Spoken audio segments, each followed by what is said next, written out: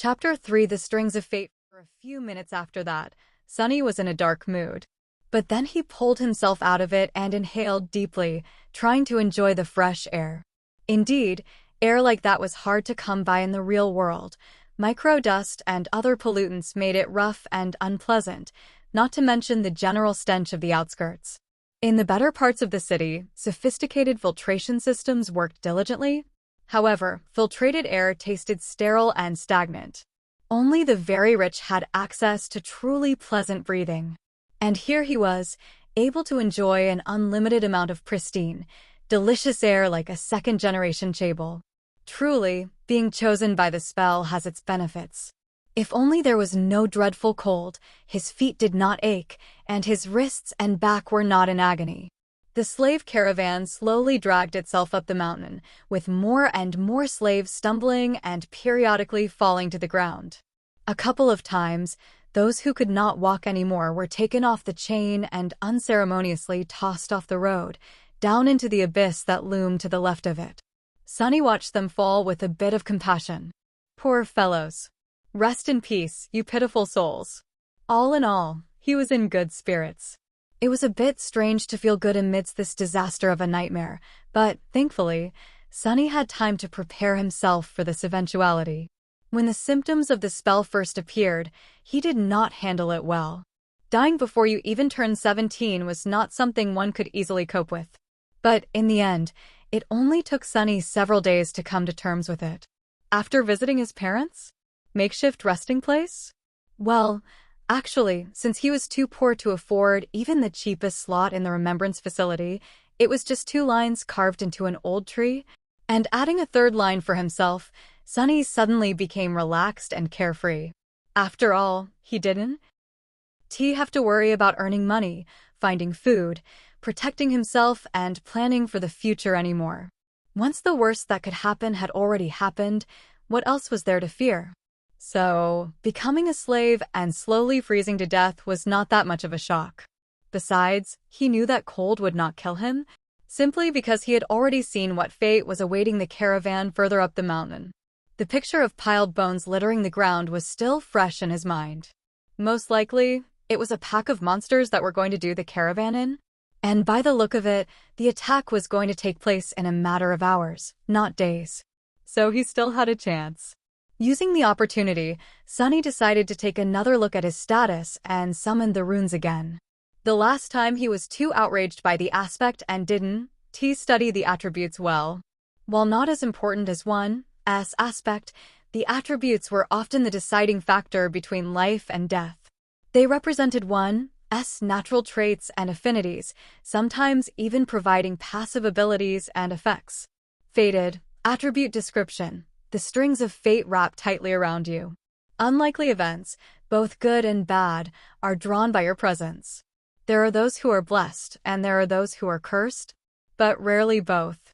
Mark of divinity. Attribute description. You bear a faint scent of divinity, as though someone briefly touched by it once, a long time ago. Child of shadows. Attribute description. Shadows recognize you as one of their own. Interesting. Sunny quickly recognized the first attribute, fated, as the main culprit of his predicament. At first glance, it seemed to indicate that he was destined for a certain fate. To die miserably and vanish without a trace, for example. But after reading the description, he realized that being fated actually just meant that improbable things had a higher chance of occurring when he was around. I guess this is how I managed to receive one of the super rare useless aspects, and a weird variant of it at that. If fated was his innate attribute, then the other 2 came from the temple slave aspect. Mark of divinity was more or less straightforward. It was supposed to allow passage into certain sacred places inside the dream realm and enhance several types of sorcery. Since there were no sacred places in sight and Sunny's aspect had nothing to do with sorcery, it was useless too. Child of shadows was a stranger one. He had never heard of it and had no idea what it was supposed to do, at least not until the sun hid behind the mountain and the sky began to darken.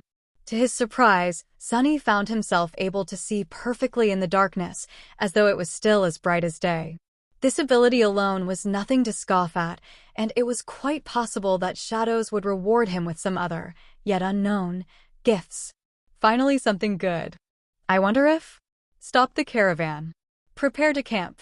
Following the head soldier's order, the slaves stopped and fell to the ground, shivering and exhausted.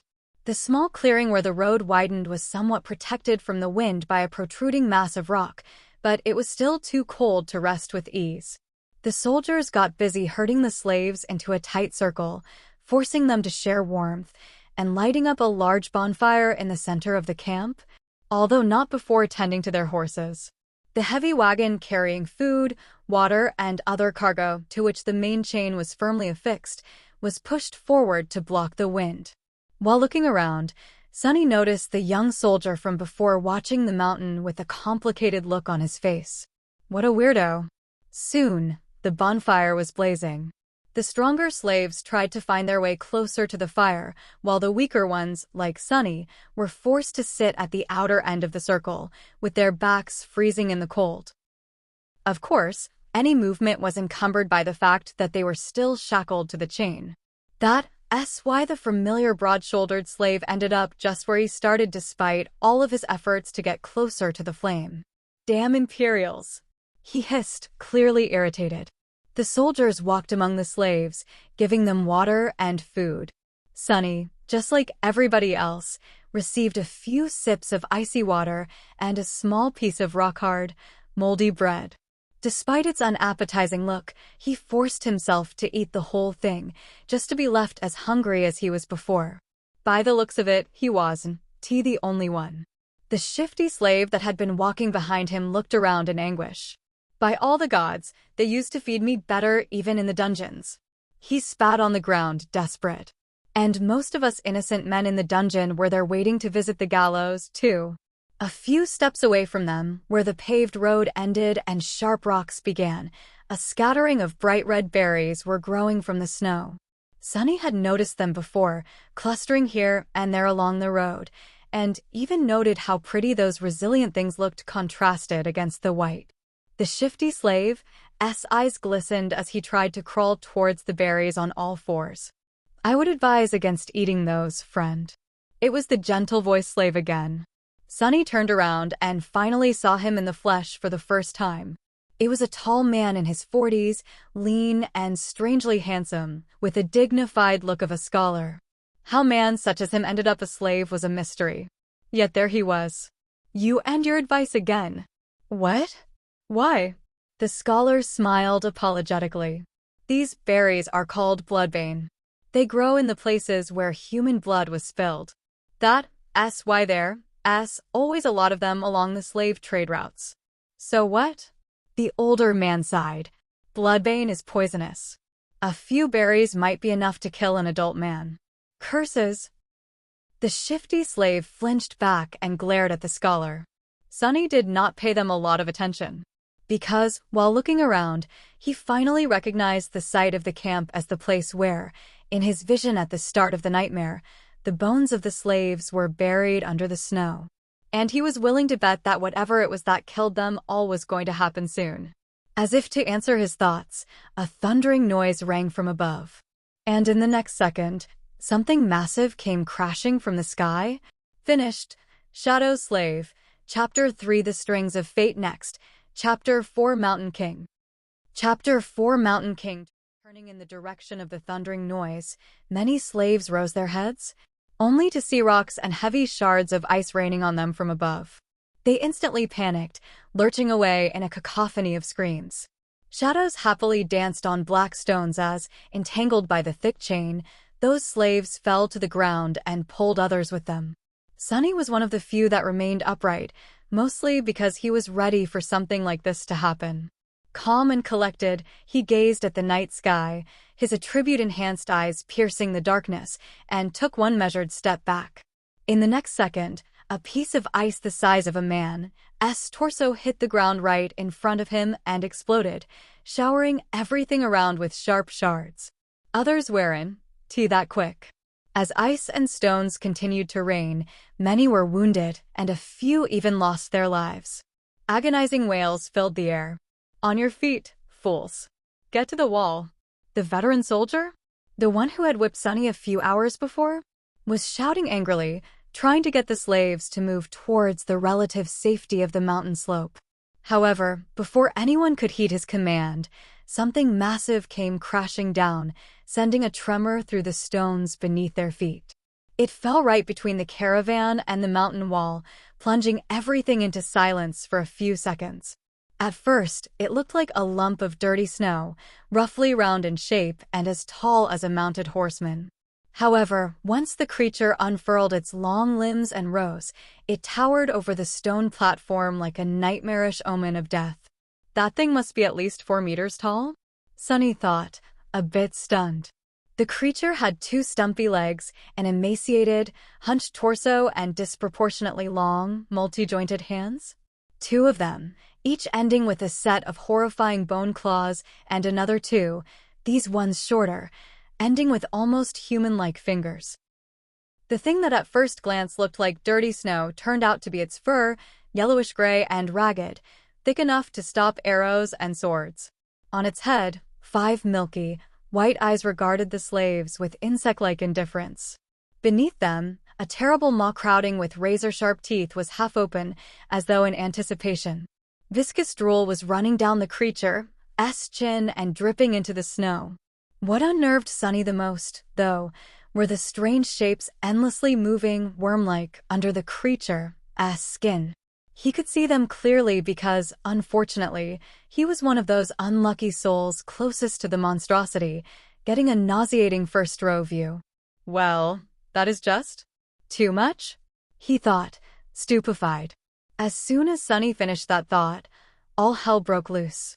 The creature moved, slashing its claws in his general direction. But Sunny was one step ahead. Without wasting a single moment, he jumped sideways, as far as the chain allowed, conveniently placing the broad-shouldered slave between himself and the monster. His quick reaction saved his life, as those sharp claws, each as long as a sword, sliced through the broad-shouldered man a fraction of a second later and sent streams of blood flying through the air. Drenched in the hot liquid, Sunny hit the ground, and his fellow slave, now simply a corpse, fell on him from above. Damn, why are you so heavy? Temporarily blinded, Sunny heard a chilling howl and felt an enormous shadow passing over him. Immediately after, a deafening chorus of screams filled the night. Not paying it any attention, he tried to roll the corpse to the side, but was stopped by a forceful lurch of the chain that twisted his wrists and filled his mind with white-hot pain. Disoriented, he felt himself being dragged a few steps, but then the chain suddenly slackened, and he was able to control his hands again.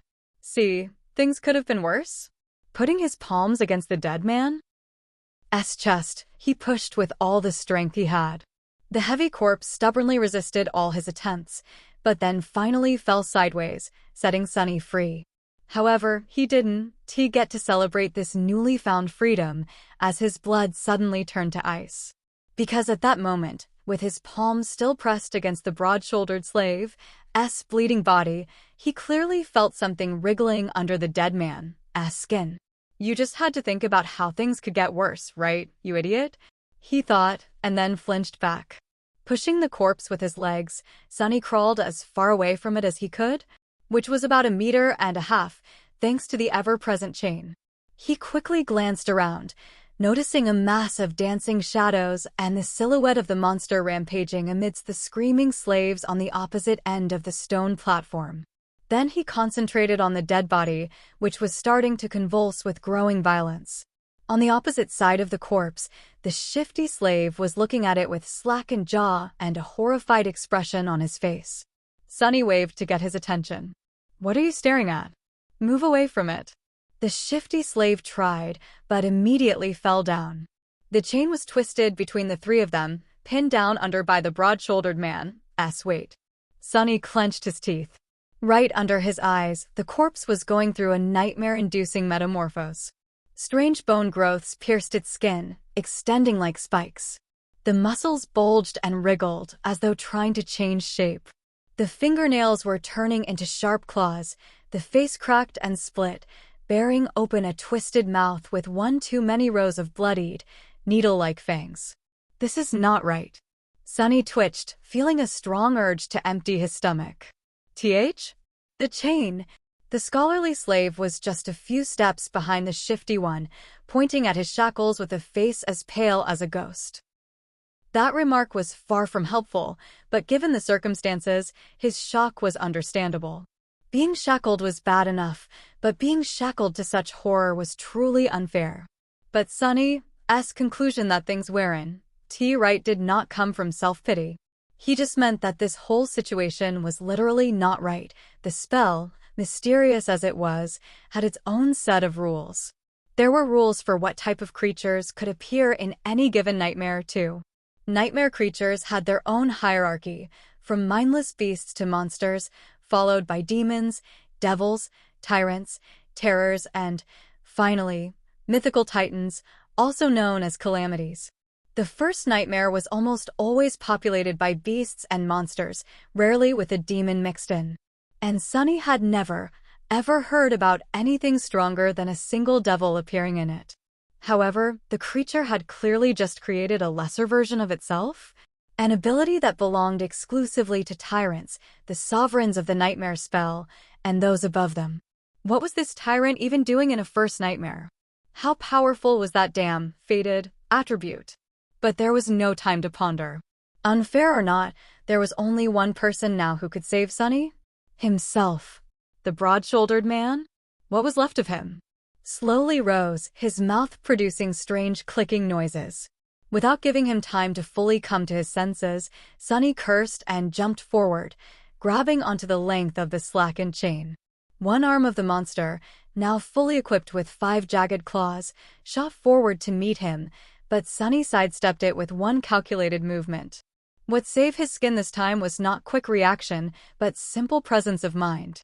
Sunny might not have learned any fancy combat techniques, since his childhood was spent on the streets instead of a school. But the streets, too, were a kind of teacher. He had spent his whole life fighting for survival, quite often literally. That experience allowed him to keep a cool head on his shoulders in the midst of any conflict. So instead of freezing or being consumed by fear and doubt, Sunny just acted. Stepping close, he threw the chain around the monster's shoulders and pulled, pinning its hands to its body. Before the creature, still slow and groggy from its transformation, could properly react, Sunny wrapped the chain around it several times, barely saving his face from being bitten off by the creature's terrifying maw. The good thing was, the monster couldn't move its hands now. The bad thing was, the length of the chain he used to immobilize it was gone, leaving almost no distance between them. "You too," Sunny screamed, addressing his 2 fellow slaves. "Pull on that chain as though your lives depend on it." Because they were. The shifty slave and the scholar gaped at him and then, understanding what he was thinking, started to move. Grabbing the chain from the opposite directions, they pulled as hard as they could, tightening its grip on the monster and not letting it shake loose. Great, Sunny thought. The monster bulged its muscles, trying to break free. The chain creaked, caught on the bone spikes, as though slowly breaking apart. Not so great. Without wasting any more time, he threw his hands in the air and caught the creature's neck with the short, thinner chain connecting his shackles together. Then he circled the monster with a quick step and pulled, ending up back to back with it, as far away from its maw as he could. Sunny knew that he wasn't strong enough to strangle a man with his bare hands, let alone a weird, terrifying mutant like the one trying to eat him. But now, using his own back as a lever and the weight of his whole body to pull the shackles down, he at least stood a chance. He pulled down with all his might, feeling the monster's body pressing against him, bone spikes brushing against his skin. The monster continued to struggle, clicking loudly and trying to break the chain tying him down apart. Now it was just a question of what would break first? The chain or the monster itself? Die! Die, you bastard! Sweat and blood were rolling down Sunny's face as he was pulling and pulling and pulling down with as much force as he could muster. Every second felt like an eternity. His strength and stamina, what little he had to begin with, were quickly running out. His wounded back, wrists, and muscles pierced by the bone spikes were in agony. And then, finally, Sunny felt the monster's body go limp. A moment later, a faintly familiar voice rang in the air. It was the most beautiful sound he had ever heard. "You have slain a dormant beast, Mountain King's larva." Finished. Shadow Slave. Chapter 4 Mountain King next. Chapter 5 Broken Chains.